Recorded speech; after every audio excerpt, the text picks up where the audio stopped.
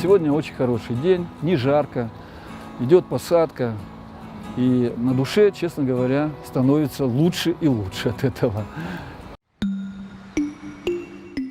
Сейчас находимся в дендрарии заповедники. Это участок на улице Горького, 135. Дендрарий-заповедник – это участок ботанического сада нашего, который построен по ботанико-географическому признаку.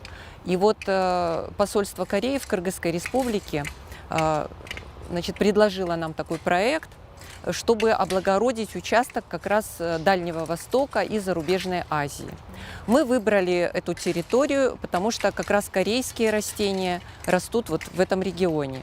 Здесь у нас вот большой был пруд с кувшинками. Сейчас этот будет тоже восстанавливаться.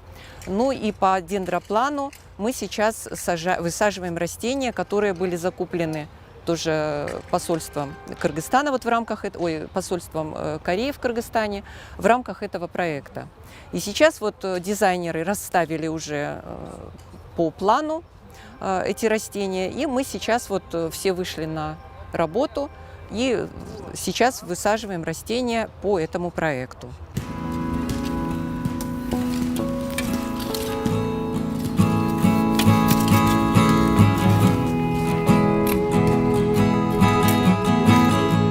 Здравствуйте, меня зовут Переяславский Дмитрий Александрович, я работаю в общественном фонде «Инициатива Арча».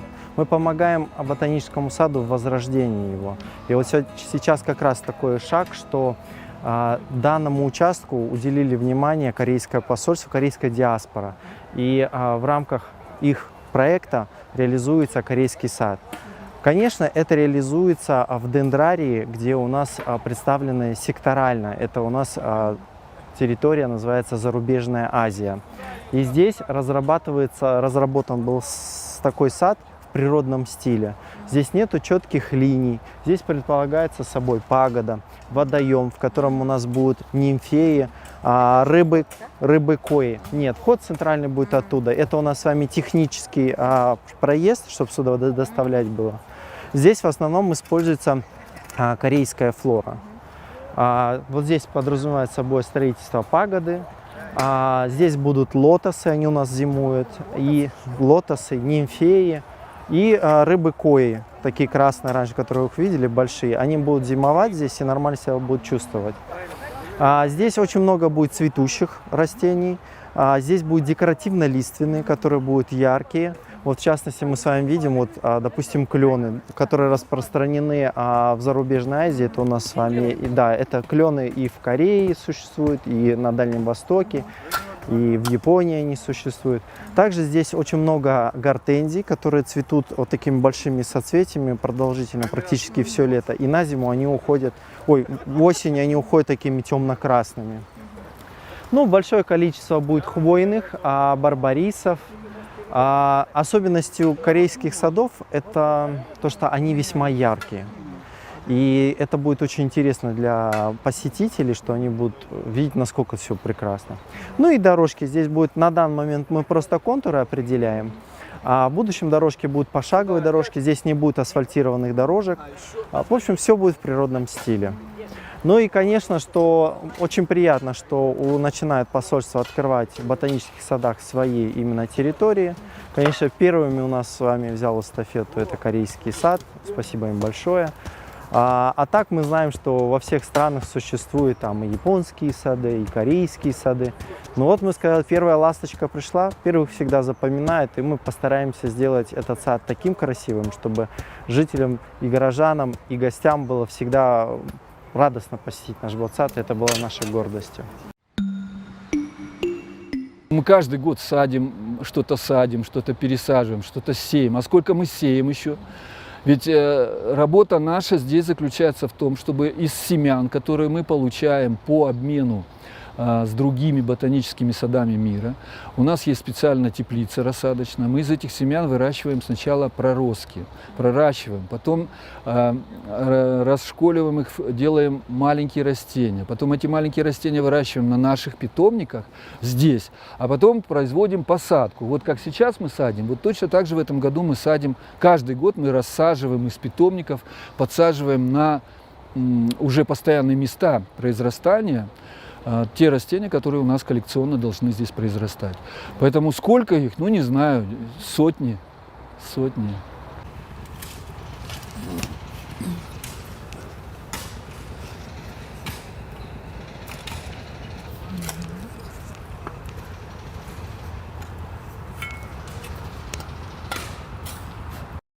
Корейские сады обычно такие яркие. Растения с яркими листьями или ярко цветущие. Вот даже гибискус сирийский является символом Южной Кореи, вот часто его сажают.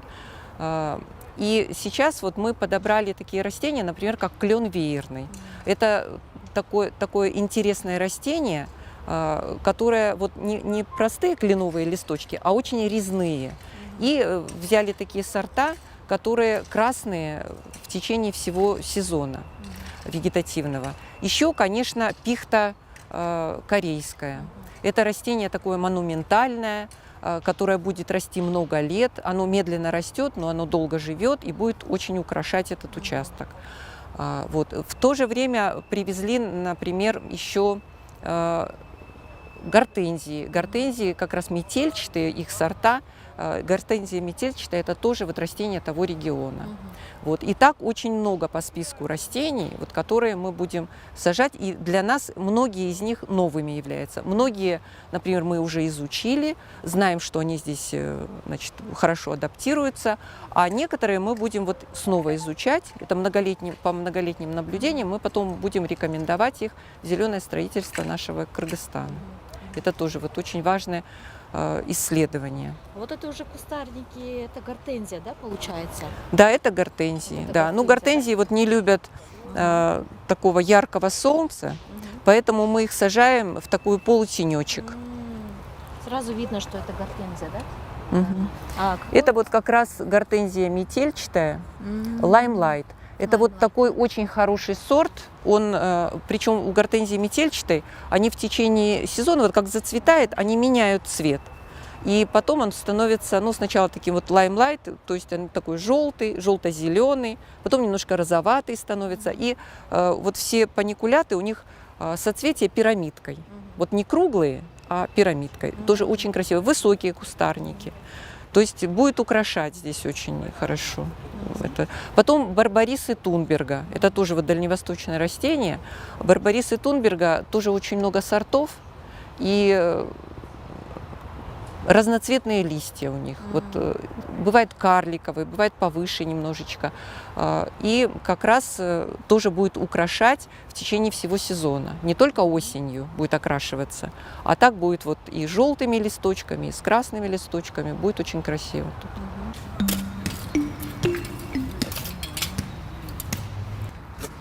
Ее надо сажать вообще не на открытом месте, полутенечек, и ну, хорошо поливать, потому что гортензия по латыни гидрангия, то есть Гидрангия, любящая да? воду. И отсюда, значит, хорошо поливать. Хорошо Вот, поливать, да, гортензию? Ну, а гортензия, вот эта вот, которая дает шары разного цвета, там все зависит от почвы. Вот, если, значит, почва у нас щелочная, значит, они будут розовые. Если она кислая, они будут голубые. А у за нас, почву тоже, да, зависит? Конечно, очень зависит. Именно у этой гортензии. Вот. И получается так, что... Так, ну, так, Так, сейчас да? воткнем. Да. Так, ну сильно заглублять не будем. Вот так вот. И горшочек. Вот. И поэтому, если подкислять, у нас в Кыргызстане в основном почвы щелочные. И у нас они в основном все розовые. Розовые, да? Розовые, ну там Белые, красноватые. Нет, белые там нет этих специальных окрасителей, пигментов, поэтому да, пигментов нет, поэтому она будет белая. А вот которые розовые, они могут стать голубыми, если вы подкислите почву. Но у нас, поскольку все время поливается, ну, кислую почву дает торф, например. Вот они сейчас, вот эти привезенные, они все с торфом. Вот. И если вы, значит, эту... И вот у нас голубые такие шарики получаются под хвойными растениями. Вот где... Потому что хвоя тоже подкисляет почву. И там бывает на одном кусту и розовые, и голубые. Очень красиво смотрится, да. Вот они вот как-то голубеют немножко из-за вот хвои. А так вообще у нас в основном розовые Розовые, оттенки, да? потому Вот что из-за- щелочные почвы.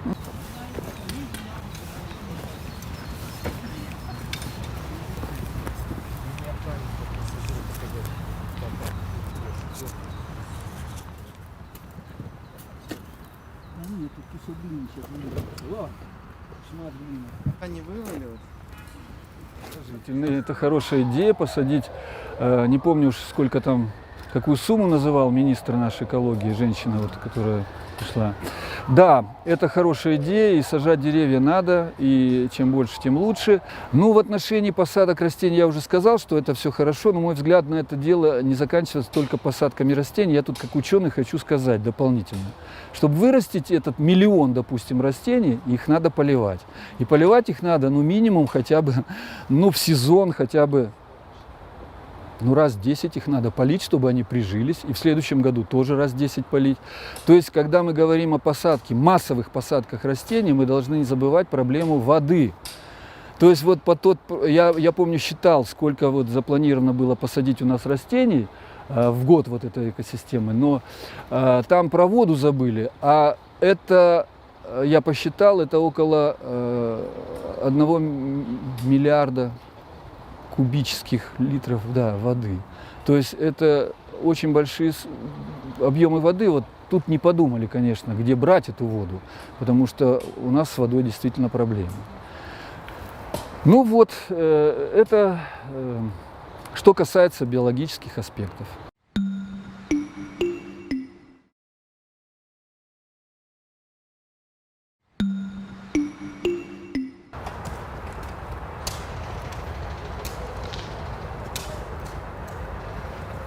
У нас 7 секторов, потому что ботанико-географический признак. Но это прежде всего Кыргызстан и Центральная Азия, это наши растения. Это Северная Америка, Зарубежная Азия, вот где мы сейчас, Зарубежная Азия и Дальний Восток, Западная Сибирь, Крым, Кавказ, Европа. Это вот все сектора, по которым вот, ну вот территория определенная выделялась, и там сажались растения тех регионов. И велись наблюдения, это очень важно. Вот, по фенологическим наблюдениям очень важно многолетние именно наблюдения. Там можно даже судить уже, как изменяется климат, когда вот, например, какая-то фаза наступает раньше, чем обычно, или наоборот позже. Вот разные годы, там, допустим, что-то подвергается заморозкам, что-то нет. Естественный листопад или, опять же, замерзли листочки. Это очень важно. Вот. И для озеленения важно, когда что зацветает, когда окрашивается листва, например. Это очень важно. Поэтому вот эти фенологические наблюдения научные, многолетние, они вообще вот заносятся в журналы специальные фенонаблюдений и очень важны вообще для науки и для, ну, вообще для, как сказать, вот опыта озеленения, климата, вот это, как сказать, анализа климатических изменений, это все очень важно. Поэтому вот основная научная работа – это вот интродукция, акклиматизация, то есть как растения из других регионов у нас могут адаптироваться, как они вот приживаются. Ну и в то же время, конечно, нужно всестороннее изучение растений, то есть не только фенология, но еще и физиологические какие-то, значит, изучаются физиологические процессы, например, транспирация, водоудерживающая способность листьев, там, допустим, жароустойчивость. Потом, вот, опять же, очень важное – это период покоя. То есть, если рано распускаются растения, значит, они подвержены, могут побиваться заморозками весенними, например, ранневесенними или поздневесенними у нас бывает. В общем, вот это все очень важно. Ну и потом, конечно, размножение растений. Вот мы тоже ведем эту научную работу, когда мы уже знаем, что растение может здесь у нас хорошо расти, можем мы его использовать в озеленении, расширять ассортимент озеленения наших городов и сел. И здесь уже надо размножить растения. И здесь мы проводим семенное размножение, опыты и вегетативное размножение, в основном методом черенкования.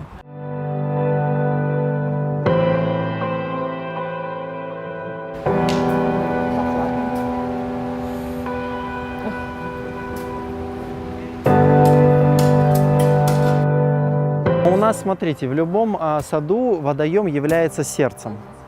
А здесь, конечно, у нас такая квадратная форма. Здесь это в советское время было создано из утилитарных соображений, что легче было обслуживать. Но мы внутри будем дополнять водными растениями, такие, которые из воды будут. Это водные ирисы, которые будут такие торчать и цвести. За счет этого контуры водоема будут изменяться. Но и тоже хотелось бы, чтобы не было сильно больших затрат, поэтому контур был сохранен, но будет растениями разбавляться.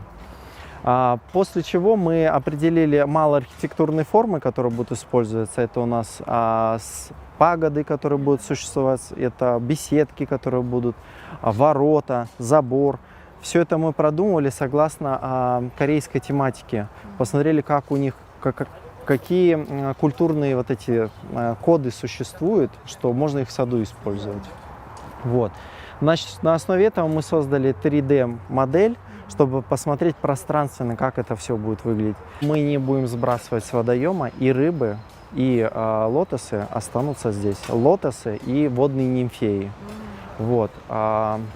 Лотос, скорее всего, будет либо Комарова, он самый северный, самый южный, где он может.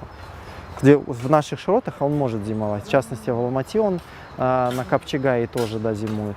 Вот. Его можно тоже тут разместить, он краснокнижный. Лотосы будут сажаться, чтобы вы видите, вот корзины, видите, вот эти. Они также будут использовать, буквально туда насыпается глина, земля, костная мука и удобрения. И все это буквально ставится на дно. Все, и он в этом развивается. Потом, да, нужно, поделили, разделили, как бы. Так что, и мы всегда сможем переставлять их местами. Да, допустим, если лотосы, да, если понравилось нам в середине, нам нужно, чтобы 2/3 поверхности водоема было закрыто растениями. Тогда вода не будет цвести. Химию мы никакую не будем использовать, будет естественный светофильтр, чтобы не было цветения воды, чтобы не было болота.